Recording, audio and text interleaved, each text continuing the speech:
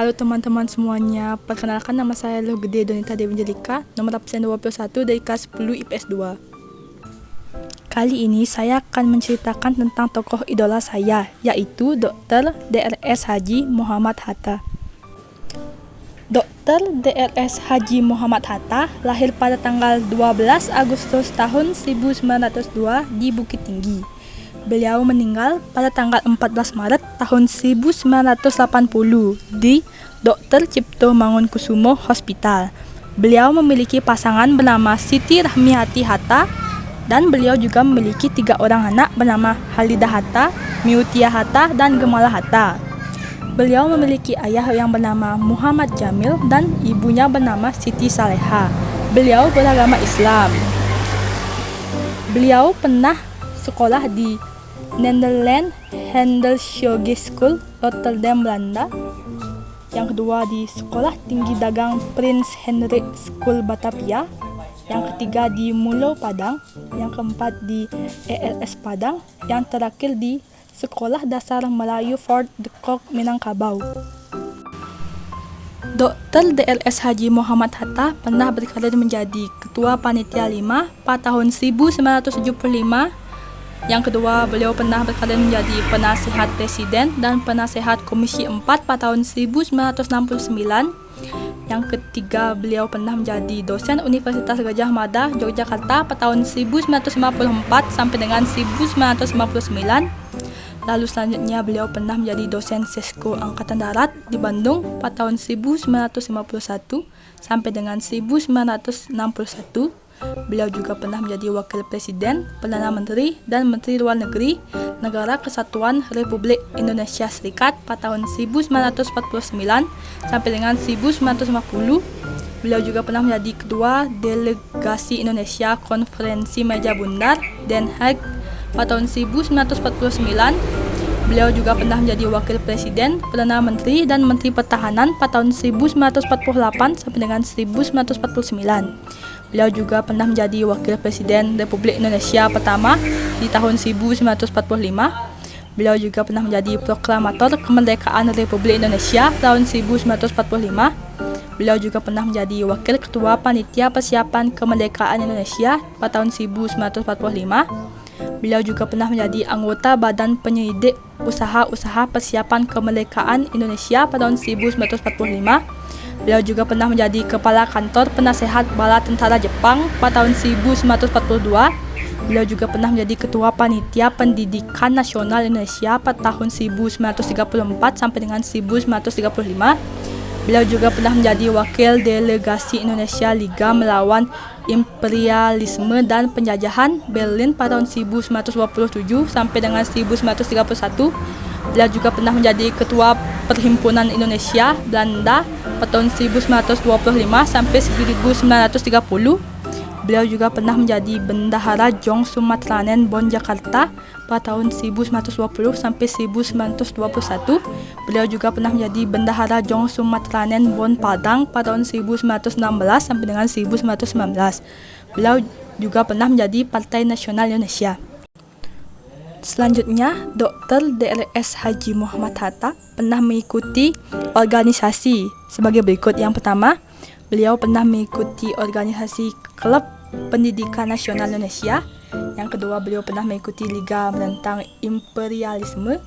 Yang ketiga, beliau pernah mengikuti Perhimpunan Hindia. Yang terakhir, beliau pernah mengikuti Johannes Bond.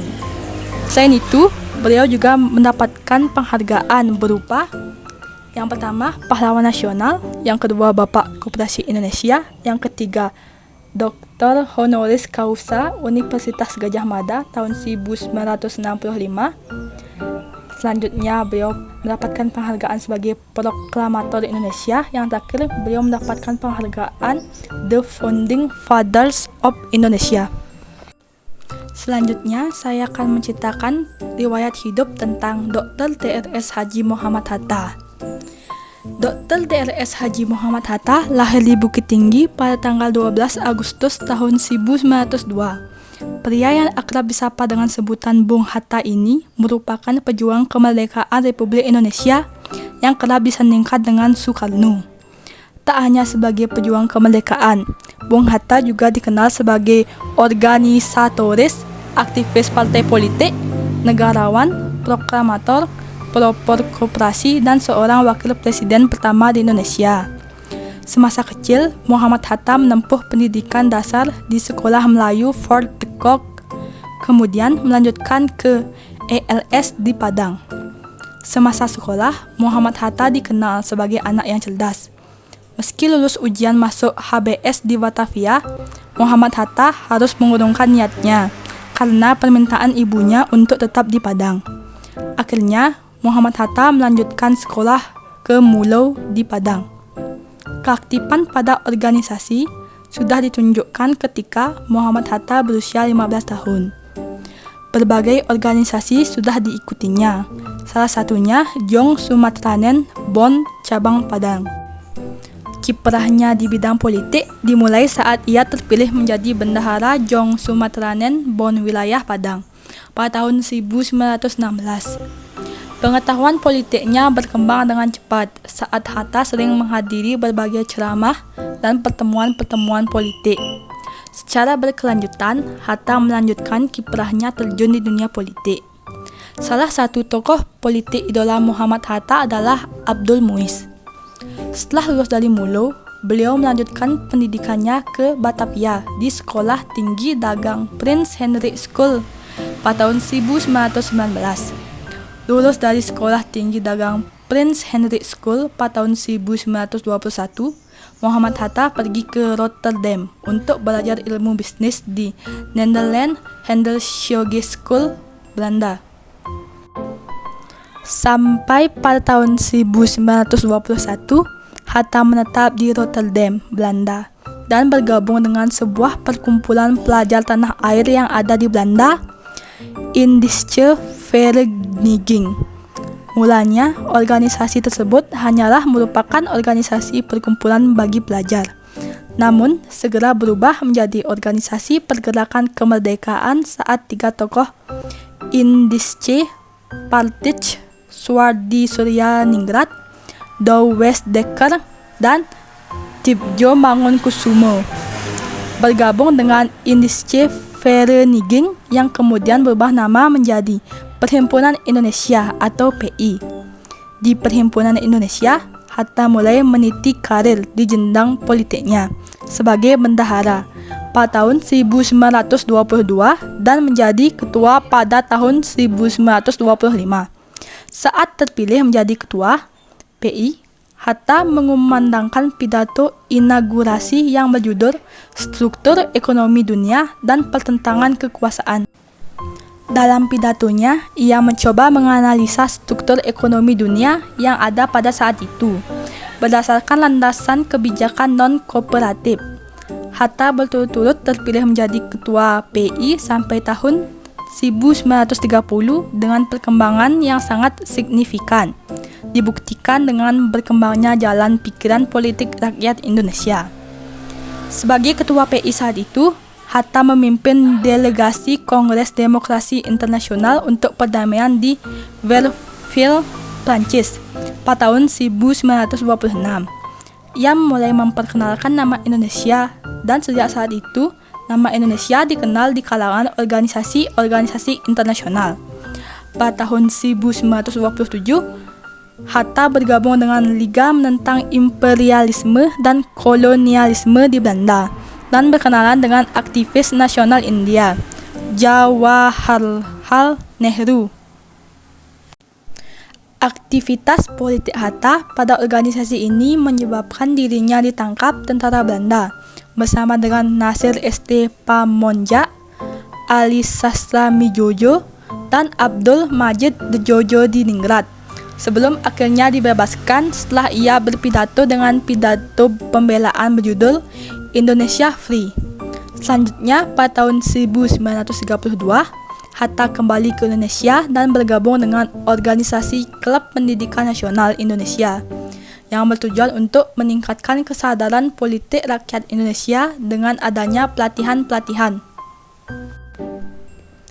Pada tahun 1933, Soekarno diasingkan ke Inde Flores. Aksi ini menuai reaksi keras oleh Hatta. Ia mulai menulis mengenai pengasingan Soekarno pada berbagai media. Akibat aksi Hatta inilah pemerintah kolonial Belanda mulai memusatkan perhatian pada Partai Pendidikan Nasional Indonesia dan menangkap para pimpinan partai yang selanjutnya diasingkan ke Digul, Papua. Pada masa pengasingan di Digul, Hatta aktif menulis di berbagai surat kabar. Ia juga rajin membaca buku yang ia bawa dari Jakarta untuk kemudian diajarkan kepada teman-temannya. Selanjutnya, pada tahun 1935, saat pemerintahan kolonial Belanda berganti, Hatta dan Syahril dipindah lokasikan ke Banda Neira. Di sanalah Hatta dan Syahril mulai memberi pelajaran kepada anak-anak setempat dalam bidang sejarah, politik, dan lainnya. Setelah 8 tahun diasingkan, Hatta dan Syahril dibawa kembali ke Sukabumi pada tahun 1942. Selang 1 bulan, pemerintah kolonial Belanda menyerah pada Jepang. Pada saat itulah, Hatta dan Syahril dibawa ke Jakarta. Pada awal Agustus tahun 1945, nama anggota Badan Penyelidik Usaha-Usaha Persiapan Kemerdekaan berganti nama menjadi Panitia Persiapan Kemerdekaan Indonesia, dengan Soekarno sebagai ketua dan Hatta sebagai wakil. Sehari sebelum hari kemerdekaan dikumandangkan, Panitia Persiapan Kemerdekaan Indonesia mengadakan rapat di rumah Admiral Maeda. Panitia yang hanya terdiri dari Soekarno, Hatta, Subarjo, Soekarni, dan Sayuti tersebut merumuskan teks proklamasi yang akan dibacakan keesokan harinya dengan tanda tangan Soekarno dan Hatta atas usul Soekarni. Pada tanggal 17 Agustus tahun 1945, di Jalan Pegangsaan Timur nomor 56, tepatnya pukul 10, kemerdekaan Indonesia diproklamasikan oleh Soekarno dan Hatta atas nama bangsa Indonesia. Keesokan harinya, pada tanggal 18 Agustus tahun 1945, Soekarno diangkat sebagai Presiden Republik Indonesia dan Hatta sebagai Wakil Presiden. Berita kemerdekaan Republik Indonesia telah tersohor sampai Belanda, sehingga Belanda berkeinginan kembali untuk menjajah Indonesia. Dalam upaya mempertahankan kemerdekaan Indonesia, pemerintah Republik Indonesia dipindah ke Yogyakarta. Ada 2 kali perundingan dengan Belanda yang menghasilkan perjanjian Linggarjati dan perjanjian Refill. Namun, kedua perjanjian tersebut berakhir kegagalan karena kecurangan Belanda. Pada Juli 1947, Hatta mencari bantuan ke India dengan menemui Jawaharlal Nehru dan Mahatma Gandhi.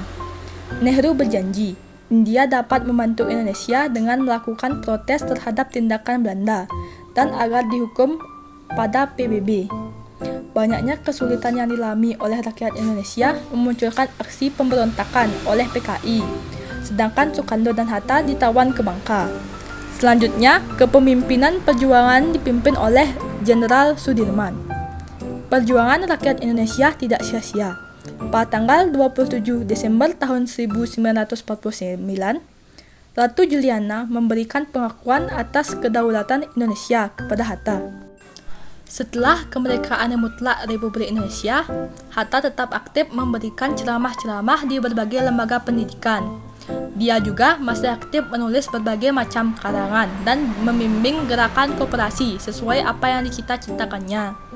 Tanggal 12 Juli tahun 1951, Hatta mengucapkan pidato di radio mengenai hari jadi koperasi, dan selang 5 hari kemudian, dia diangkat menjadi Bapak Koperasi Indonesia. Hatta menikah dengan Rachmin Rahmi pada tanggal 18 November tahun 1945 di desa Megamendung, Bogor, Jawa Barat. Pasangan tersebut dikarunia 3 orang putri, yakni Meutia, Gemala, dan Halida. Pada tanggal 14 Maret tahun 1980, Hatta wafat di Rumah Sakit Umum Daerah Dr. Cipto Mangunkusumo.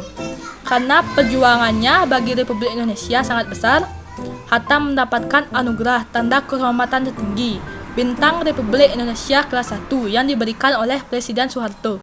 Selanjutnya, hal menarik dari Dr. Drs. Haji Muhammad Hatta adalah yang pertama, menganggap ilmu adalah hal yang berharga, yang kedua, rajin menabung, yang ketiga, tidak menyelewengkan kekuasaan, yang keempat, memiliki jiwa kepemimpinan, yang terakhir, memiliki solidaritas yang tinggi. Yang selanjutnya, Hal atau sesuatu yang dapat saya teladani dari Muhammad Hatta. Yang pertama, dia memiliki sikap atau rasa patriotisme dan nasionalisme. Yang kedua, jujur. Yang ketiga, pantang menyerah. Yang keempat, suka bermusyawarah. Yang kelima, mementingkan bangsa dan negara. Yang keenam, memiliki sikap yang terpuji. Yang ketujuh, memiliki sikap suka menolong. Yang kedelapan, memiliki solidaritas yang tinggi. Yang kesembilan, memiliki rasa toleransi yang tinggi terhadap sesama. Dan yang terakhir, memiliki idealisme yang tinggi. Dan yang terakhir, mengapa kita harus meneladani hal tersebut? Saya meneladani sikap Muhammad Hatta, yaitu pantang menyerah dan jujur. Karena Muhammad Hatta telah membuktikan bahwa nasib bisa diubah dengan belajar dengan giat dan tekad yang keras. Selain itu, dalam memegang amanah, kita harus jujur dan berani berdiri di atas kebenaran.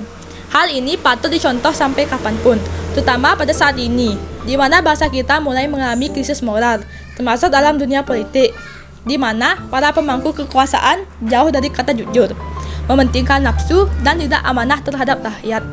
Sekian biografi tentang idola saya. Jika ada kesalahan kata dan kata-kata yang kurang berkenan, mohon dimaafkan. Terima kasih.